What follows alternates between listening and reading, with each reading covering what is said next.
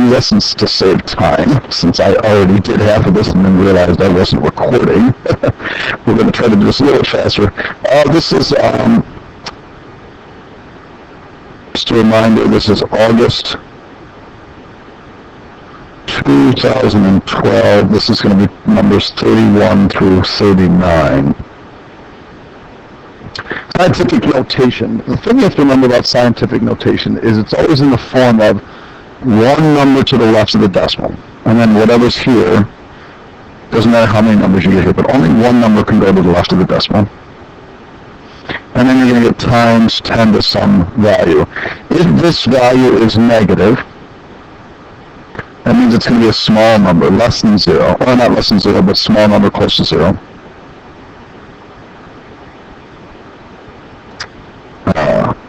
Distance away from 0, so it's small number meaning absolute value is going to be close to 0. And then if it's positive, that means it's going to be a larger number, usually bigger than 10. I don't know if anybody's ever written a scientific notation really for the number like 12. That would be really kind of stupid. But some people do. But anyway, so I'm going to put this in my calculator, and I've actually already done that. And if you type it in, I did type it in with the parentheses, but you notice since the parentheses were not necessary, since this is all multiplication, we got rid of them and told me my answer was 0.0656.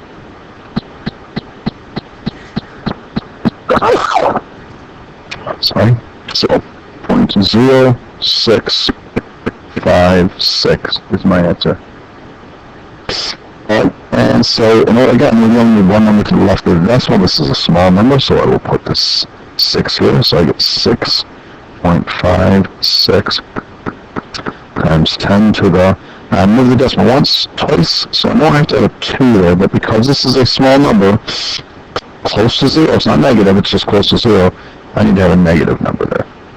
And so there's my answer, 6.56 times 10 to the minus 2. Alright, next page. Alright, it's a relatively easy factoring question. That's probably why it's a 2-point question as opposed to being maybe a much larger point value question. Why does T keeps doing that? So anyway, so the factoring here is not bad. This one's easy. Take out the GCF. That's the first way of factoring. Take out the GCF, and I get x plus 5.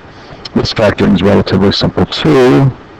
It's x plus 2, x plus 4. We need to find two numbers that multiply to 8, but when you add them up, they equal 6. Right, now that I'm done with that, I can start crossing off common factors. We're dividing out common factors. Those go, 2 goes into 4 twice. So my final answer is 2 times x plus 5 all over x plus 4. And there's my answer.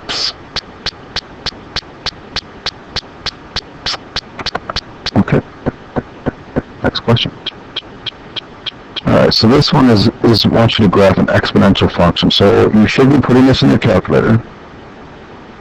X and y. And if you do that, okay, and you don't necessarily need to in this case because it's really easy, but you should. You can only use the numbers -1 to 2. If you put this in your calculator, you get 0.3 repeating. This would give you 1, this would give you 3, and this would give you 9.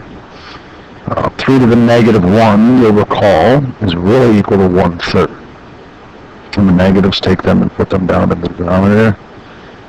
Anything raised to the 0 power is 1, and then the rest of them are pretty straightforward. 3 to the 1 is 3, and 3 squared is 9. So, flip-flop these points. And 3, and 9, and I connect the dots. Don't connect the straight lines. This is an exponential function. Has to be curved. There's your graph. Pretty straightforward. Now this question appears, at first glance it's pretty easy. But it's not the easiest question in the world. These are cumulative frequency histograms. So notice that you've got this. Notice they all start at 50. So I know what they're going to end up doing. They're going to end up changing this to a frequency kind of question to see if you can understand how to read one of these graphs. And really what we have to do is then change it to these intervals, 50 to 99, 99, 100 to 149, 150 to 199, 200 to 249, and 250 to 299. So just to remind you, the first one's easy. There are 7. Count them up, 7. But these first 7 in here are really the same 7 from that column. So we only added 5 more. So for this one, it's just 5. Now this has 12. You notice this one also has 12. So from 50 to 49 is 12, but from 50 to 99 is 12. So we didn't add any. So there's really none in this column. There's no new ones from 150 to 199. But this 12 carries over into this 12, and we've added 3. So this is 3. And then this 15 that's here added to this one, and we've added 5 new ones. So this last one is 5. And if you add them all up, number cumulative frequency is all, this is everybody, which is 20. And if I add all these up, 12 plus 8, that also equals 20. Now, I'm going to guess that answering these questions is going to be relatively straightforward. We send a cumulative frequency histogram. Determine number of swimmers who swam between 200 and 249. So 200 to 249 is 3. How many between 100 and 199? Time to go to class. 0. And then determine the number of swimmers who took the test. We know that to be 20. And that's that question. Alright. Even though I did this problem already, and it's already pain in the neck, so we'll do this one more time. Relative error is equal to the absolute value of the actual minus the estimated over the actual. I misspelled it the last time I did it, and I'm misspelling it this time too. Over the act. Wow. Alright, so let's find Ashley. Ashley said it was 6 by 10 by 1.5, which if you do this in your calculator is 90. And the actual is 5.9 by 10.3 by 1.7, which I finished on my calculator to be 103.309. 7 is into the formula, 103.309 minus 90, all over 103.309. If I did that on my calculator tells me the answer is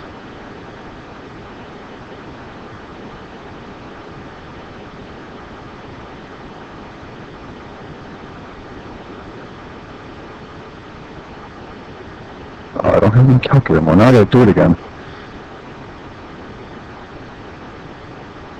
Minus 90. 12 or 103.309. I had to steal my calculator. You get 0.128827111. And it's rounded in there's thousands place. So that's 3 decimals. Tenths, hundredths, thousands. So we need 0.12, and then that gets rounded to a 9. I'm done with that question.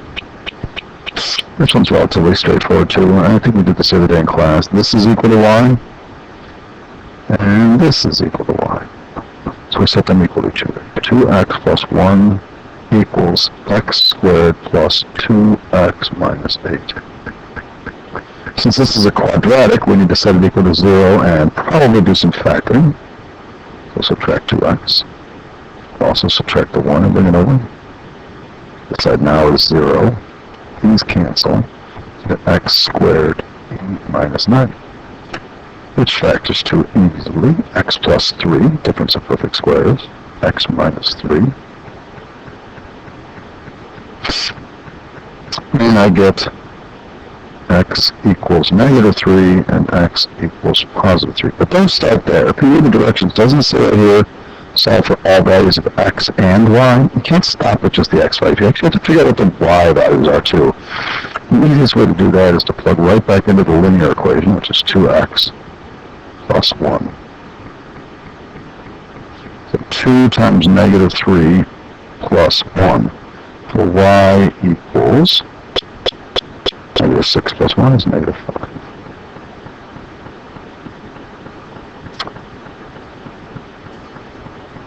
And plug into this equation, I get y equals 2x plus 1. So that y equals, that's going to give me 6 plus 1 is 7. So my two answers are negative 3, 5, and 3. So, all right, we're done.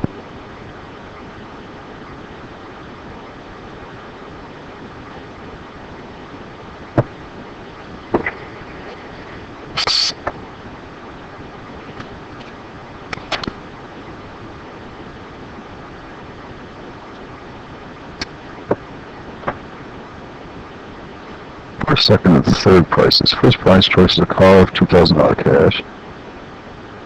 Second prize is a motorbike, a trip to New York City of $2,000 cash. And the third prize is a choice of a television of $500. If each prize is equally likely to be selected, list the sample space or draw two of all the possible different outcomes of first, second, third, and fourth. Alright, so first is a car of $15,000. Second prize is a motorbike, a trip to New York City, or $2,000 in cash. Or if I pick this one, I can get a motorbike, a trip to New York City, or $2,000 in cash. I'm not sure why I would like that. This one right here should be a little bit more important. Now, I give a car, motorbike, car, New York City, car, $2,000.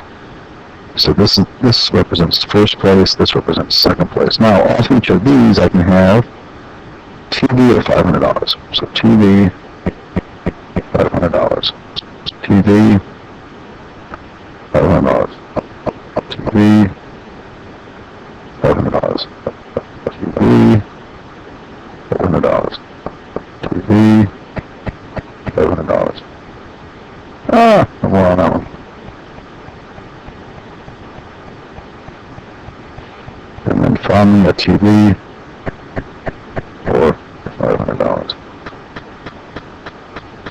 Determine the number of ways all three prizes selected could be cash. Well, if you look about it, this is the only one that is all cash. So there's 1, 2, 3, 4, 5. There's 1, 2, 3, 4, 5, 6, 7, 8, 9, 10, 11, 12 ways of doing this. And remember, that's the counting principle. There's 2 on the first, times 3 on the second, times 2 on the third. That's 2 times 3 is 6 times. So there's 12 different ways of doing this. Only one of those has all cash. Two of the ways that none of the three prizes selected could be cash. Well, okay, none cash. So we have to set up here because you have to eliminate all of this down here. So 1,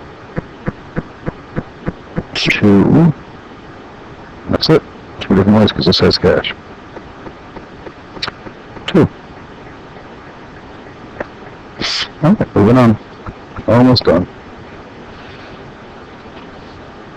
AC is 29. AB is 17. This is 90.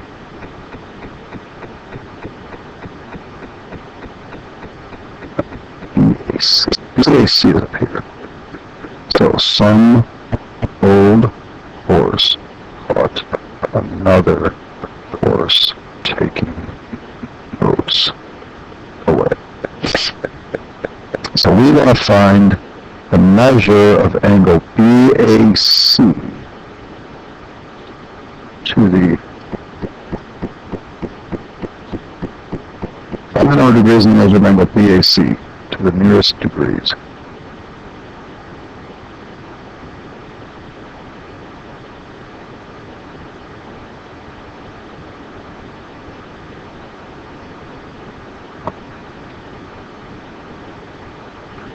AC is 29.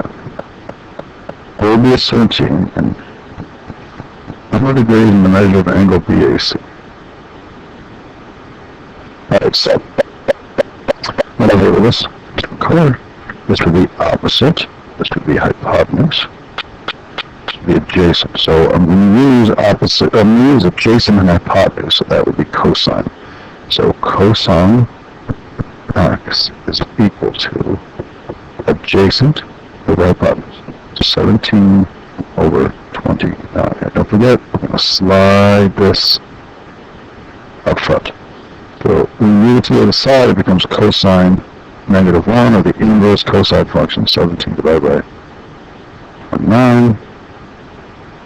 Now my calculator, I will do that. That's the trig.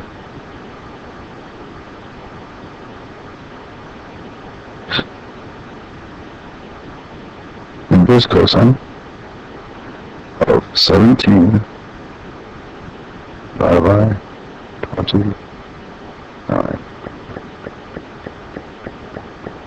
I'm in degree mode. I have no idea why I did that.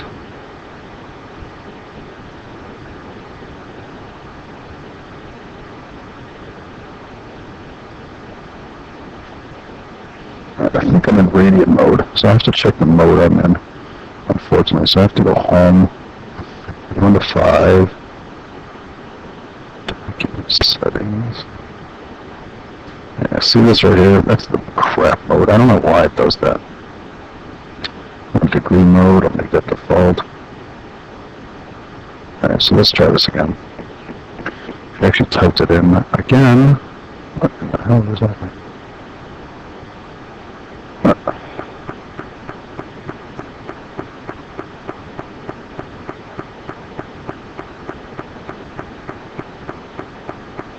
Alright, hopefully this gives me an, okay, 54.1117. So I get x equals 54.1117, is that it? To the nearest degree, then x would be 54x equals 54 degrees. Okay, and finally we got to do the Pythagorean theorem. 12 squared, sorry, 12. 17 squared plus x squared equals 29 squared. 17 squared is 289 plus x squared equals 841. Subtract 289. X squared equals 552. Take the square root of both sides. And I get x equals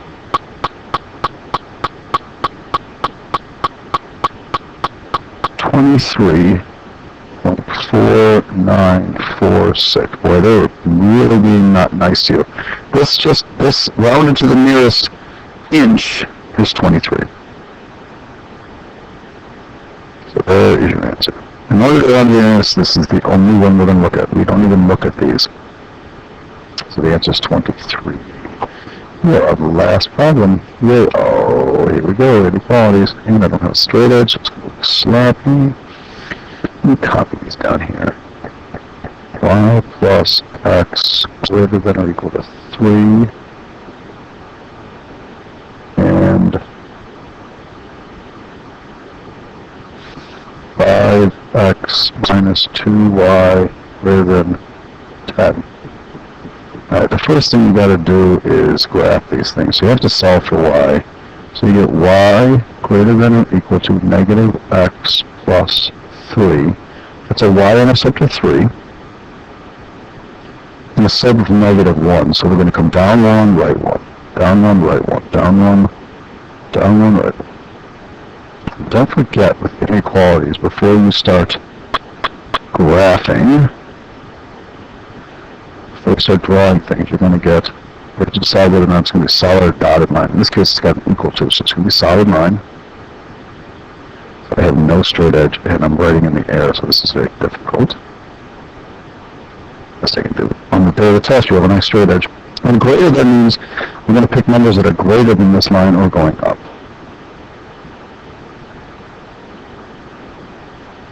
Alright, this one we've got to solve for y2, and this one is not easy. This is why it's a big point question. I'm actually just going to move the y over this side and bring the 10 over, and we all should know why.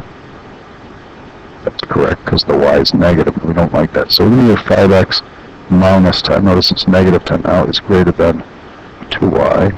Divide by 2, divide by 2, and divide by 2. So we get 5 over 2x minus 5 greater than y. In this case, my y-intercept is negative 5. My slope is up 5 over 2. 5 over 2. Up 5. I should be doing this in a different color so you can see it. Ooh. Okay, I'm not really sure how that happened. That's kind of cool.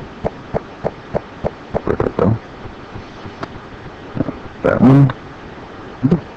That one. Then I have to come down 5 and over 2 over here. Now this is not have the equal to, so it's a dotted line. Shoot, it's hard to do. And arrows. Now the y has, now notice this is backwards, so really I should be writing it y is less than 5 over 2x minus 5. So that still the pointy side is pointing towards y, and now I can read it that it's less than, which means I'm going to shape down this way. So anything over here works. You know, you could pick, I'm sure that's a point that works in the solution. Wait a second. So this one says it wants to satisfy the first one we drew, which was in red, but does not satisfy the second one we drew, which is here. So we actually got to pick a point up in here. Something like 0, 10, that point, or 110, or 210. Something up in this area right up in here would be a good place. Anything up in here works, but 0, 10 would be the best number to pick for that. All right, and that is the end of that section.